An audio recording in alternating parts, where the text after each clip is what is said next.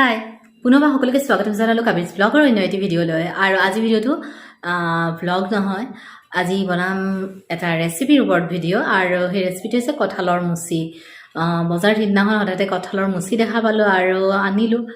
অনাৰ পিছত ভাবিলোঁ যে তাৰে এটা ৰেচিপি আপোনালোকৰ লগত শ্বেয়াৰ কৰিম। আৰু কঁঠালৰ মুচি বনাম কাৰী। আৰু সেই গতিকে বলক বেছি দেৰি নকৰোঁ, কিচেনলৈ যাওঁ আৰু কঁঠালৰ মুচিৰ কাৰী বনাওঁ। আৰু লগতে আপোনাৰ ভিডিঅ'টো চাই থাকিব স্কিপ নকৰাকৈ। প্ৰথমতে কঁঠালটো কাটি ৰেডি কৰি লওঁ কাৰী বনোৱাৰ কাৰণে, কঁঠালৰ কাৰী বনোৱাৰ কাৰণে। কঁঠালৰ কাৰী বনাবলৈ ইয়াতে মই কঁঠাল ল'লোঁ, কঁঠালটো কাটি মেলি ল'লোঁ আৰু আধা আছে, গোটেই কঁঠালটো লোৱা নাই, যিহেতু কঁঠালটো অকণমান ডাঙৰ হয় সেইকাৰণে গোটেইটো লোৱা নাই। ইয়াতে আধা ফাল কঁঠাল আছে আৰু এনেকৈ কাটি লৈছোঁ সৰু সৰুকৈ। কঁঠালৰ কাৰী বনাবলৈ প্ৰথমতে কঁঠালখিনি অকণমান বইল কৰি ল'ব লাগিব আৰু সেইকাৰণে প্ৰেছাৰ কুকাৰত কঁঠালখিনি দি দিলোঁ আৰু ইয়াতে দিম অকণমান পানী আৰু লগতে ইয়াতে এটা দি দিম আলু। আলুটো ফালি দিয়া নাই, গোটেই দিছোঁ ইয়াতে, এনেকৈ দি দিলোঁ। আৰু এতিয়া ইয়াতে পানী দি দিলোঁ আৰু ইয়াতে এতিয়া মই নিমখ নিদিওঁ, এনেকৈ বইল কৰি ল'ম। আৰু ইয়াতে কঁঠালখিনি বহাই দিলোঁ আৰু এটা হুইচেল দি দিম, বেছি হুইচেল নালাগে নহ'লে বহুত বেছি সিজি যাব। আৰু এতিয়া হুইচেলটো আহি লওক। আৰু এতিয়া এটা হুইচেল আহি গৈছে আৰু কুকাৰৰ ঢাকনখন খুলি চাওঁ আৰু এয়া বইল হৈ গৈছে। আৰু এতিয়া কি কৰিম, ইয়াৰে পানীৰ পৰা কঁঠালখিনি উঠাই ল'ম পানীৰ পৰা। প্ৰথমতে আলুটো উলিয়াই ল'লোঁ আৰু কঁঠালখিনি উলিয়াই লওঁ। আৰু মই আগতে কৈছোঁ এই কঁঠালৰ যিটো বইল পানী, এই পানীখিনি আমি ব্যৱহাৰ নকৰোঁ, এই পানীখিনি পেলাই দিম। আৰু সেইকাৰণে ইয়াতে নিমখো দিয়া নাছিলোঁ, একো দিয়া নাছিলোঁ। আৰু এই বইল কৰা পানীখিনি ব্যৱহাৰ নকৰোঁ, এই পানীখিনি পেলাই দিম। এতিয়া কি কৰোঁ, আলুটো ফালি লওঁ।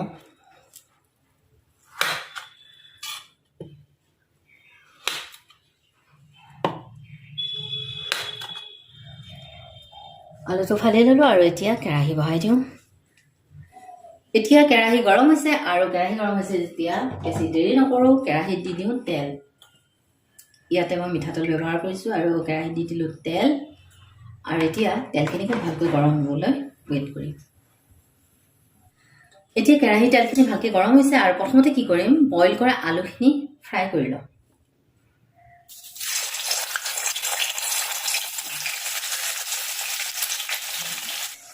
আৰু এতিয়া আলু কেইপিচ ৰঙচুৱাকৈ ভজা গৈছে আৰু ইয়াতকৈ বেছি ভাজিব নালাগে, এইখিনি হ'লে হৈ যাব। আৰু এতিয়া আলু কেইপিচ নমাই লওঁ।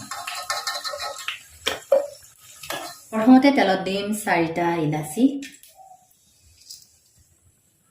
4-5টামান লং, ডালচেনি এডোখৰ, শুকান জলকীয়া 2টা, তেজপাত, পাঁচফোৰণ অকণমান, গোটা ধনিয়া অকণমান, গোটা জিৰা অকণমান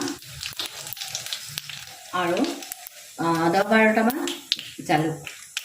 আৰু এইখিনি অকণমান এতিয়া ভাজিব লাগিব। আৰু এইখিনিতে ইয়াতে অকণমান দি দিব পাৰি ইচ্ছা কৰিলে, চফ অকণমান দি দিলোঁ। আৰু এইখিনি এতিয়া ভাজিব লাগিব, অকণমান কম জুইত ভাজিব লাগিব। আৰু এতিয়া ইয়াতে দি দিম পিঁয়াজ, কাটি লোৱা পিঁয়াজ। ইয়াতে 3-4টামান পিঁয়াজ আছে আৰু পিঁয়াজখিনি ইয়াতে দি দিলোঁ। আৰু এইখিনি এতিয়া কম জুইত অকণমান ৰঙচুৱা হোৱাকৈ ভাজিব লাগিব।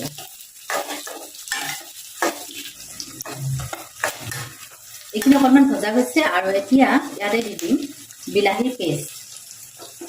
ইয়াতে এটা বিলাহী আছিলে আৰু সেই বিলাহীটো পেষ্ট বনাই লৈছিলোঁ আৰু দি দিলোঁ বিলাহীৰ পেষ্ট। আৰু এইখিনি অকণমান সময়ৰ কাৰণে আৰু ভাজিব লাগিব। এইখিনি ভাজি আছোঁ আৰু এতিয়া ইয়াতে দিম খুন্দি লোৱা নহৰু। ইয়াতে নহৰু এচামুচ দি দিলোঁ ডাঙৰ চামুচেৰে। আৰু লগতে দি দিম আদাও দি দিলোঁ। আৰু এতিয়া দিম ইয়াতে ধনিয়া গুড়ি, পাউডাৰ ধনিয়া এচামুচ আছে। ইয়াতে দিম জিৰা পাউডাৰৰ এচামুচ আছে। আৰু ইয়াতে দিম কাশ্মীৰী ৰেড চিলি পাউডাৰ, ইয়াতে এচামুচ আছে। আৰু এতিয়া আকৌ ভালকৈ লাৰিব লাগিব গোটেইখিনি ভজা যোৱাকৈ।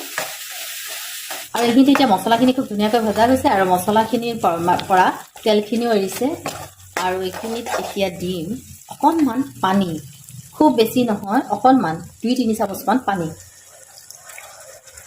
হৈ যাব এইখিনি পানী দি দিলে আৰু এতিয়া এইখিনি আৰু অকণমান সময়ৰ কাৰণে ভাজিম আমি আৰু ইয়াতে আমি এতিয়ালৈকে নিমখ আৰু হালধি ব্যৱহাৰ কৰা নাই এতিয়া দি দিম ইয়াতে নিমখটো দি দিম সোৱাদ অনুসৰি জোখমতে দি দিলোঁ ইয়াতে হালধি গুড়ি আৰু এতিয়া আৰু অলপ সময়ৰ কাৰণে ভাজিব লাগিব আৰু এনেকৈ কঁঠালৰ কাৰী খাই বহুত ভাল লাগে ৰুটি বা ভাতৰ লগত খাব পাৰি ৰুটিৰ লগত বেছি ভাল লাগে ভাতৰ লগতো খাব পাৰি আৰু এনেকৈ এতিয়া ভাজি আছোঁ আৰু এতিয়া এইখিনি ভালকৈ ভজা গৈছে ইয়াতে দি দিম কঁঠালখিনি ইয়াতে এতিয়া দি দিম আৰু মছলাখিনি ধুনীয়াকৈ ভজা গৈছে আৰু ইয়াতে এতিয়া কঁঠালখিনি বইল কৰি লোৱা কঁঠালখিনি দিব পৰা হৈ গৈছে কঁঠালখিনি দি দিলোঁ আৰু লগতে ফ্ৰাই কৰা আলু কেইপিচো দি দিম ইয়াতে গোটেইখিনি দি দিলোঁ আলুও দি দিলোঁ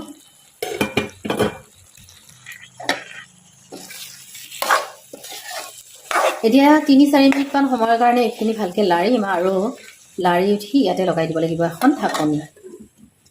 ঢাকনি লগাই দিলোঁ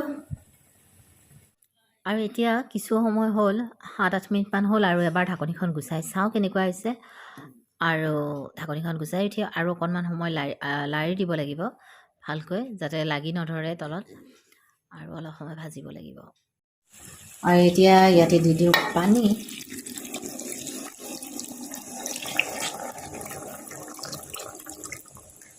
ইয়াতে দি দিলোঁ আন্দাজমতে পানী যিখিনি প্ৰয়োজন হয় আৰু এতিয়া উতলিব দিব লাগিব সেই গতিকে আৰু যিহেতু এইটো মই কঁঠালৰ কাৰী হয় বুলি কৈছোঁ কাৰী বনাম সেই গতিকে কাৰীটো অকণমান যদি থপথপীয়া টাইপ হয় পানী অলপ থাকে তেতিয়া ভাল লাগিব আৰু এতিয়া কি কৰিম পুনৰবাৰৰ কাৰণে ঢাকনিখন লগাই দিলোঁ আকৌ ঢাকনি আৰু এতিয়া কম জুইত উতলিবলৈ দিম আৰু এতিয়া ঢাকনিখন এবাৰ গুচাই চাওঁ আৰু এইফালে বহাই দিছোঁ দাইল আৰু ঢাকনিখন গুচাই চাওঁ কেনেকুৱা হৈছে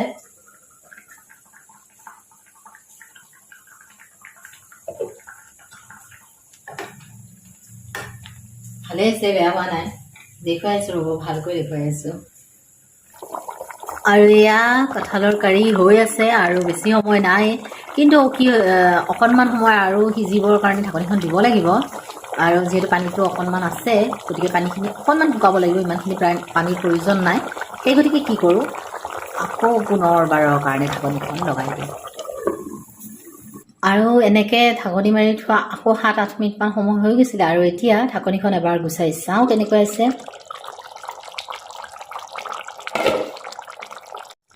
আৰু ধুনীয়াকৈ উতলি আহিছে আৰু এতিয়া বেছি সময় নাই ইয়াতে দি দিম অকণমান গৰম মছলা পাউডাৰ এচামুচমান আছে এচামুচমান গৰম মছলা পাউডাৰ দি দিলোঁ আৰু এতিয়া আকৌ এবাৰ লাৰি দিম আৰু লগতে জুইটো অফ কৰি দিম আৰু বনোৱা হৈ গ'ল কঁঠালৰ কাৰী আৰু ইয়াতে ইচ্ছা কৰিলে আলু বেছিকৈও দিব পাৰে কিন্তু আমাৰ ঘৰত আলুটো অকণমান কমকৈ চলে ইমান এটা পচন্দ নকৰে সেইকাৰণে মই এটা আলুৱে দিছিলোঁ কিন্তু ইচ্ছা কৰিলে ইয়াতে আলু দিব পাৰে আৰু অলপ আৰু এটা বা দুটা আৰু এতিয়া জুইটো অফ কৰি দিলোঁ বনোৱা হোৱাৰ পিছত ইয়াতে শেষত অকণমান ধনিয়াৰ পাতো দিব পাৰি আৰু সেই গতিকে দি দিলোঁ অকণমান ধনিয়াৰ পাত এতিয়া বনোৱা হোৱাৰ পিছত আৰু বেছি দেৰি কৰিব নোৱাৰি আৰু খাব লাগে পটাপট কাৰণ দেখিব বহুত ধুনীয়া হৈছে আৰু টেষ্টটো নিশ্চয় বহুত ভাল হ'ব সেই গতিকে এতিয়া বেছি দেৰি নকৰোঁ খাই লওঁ পটাপট আৰু এইখিনিতে বনোৱা মেলা হৈ গ'ল কঁঠালৰ মুচি কাৰী আৰু বেছি টান নহয় ইজি হয় ৰেচিপিটো আৰু খাবলৈ বহুত টেষ্টি হয় আৰু লগতে এটা কথা কওঁ যিসকলে মোৰ চেনেলটো ছাবস্ক্ৰাইব কৰিছে তেখেতসকলে বহুত বহুত ধন্যবাদ আৰু লগতে যিসকলে মোৰ ভিডিঅ'বোৰ চাই আৰু কিন্তু এতিয়ালৈকে চেনেলটো ছাবস্ক্ৰাইব কৰা নাই এবাৰ চেনেলটো ছাবস্ক্ৰাইব কৰি দিব লগতে অলটো ক্লিক কৰি দিব যাতে মই আগলৈকে আহিবলগীয়া নতুন ভিডিঅ'ৰ নটিফিকেশ্যনবিলাক অতি সোনকালে পায় আজিলৈকে ইমান থৈছোঁ বাই বাই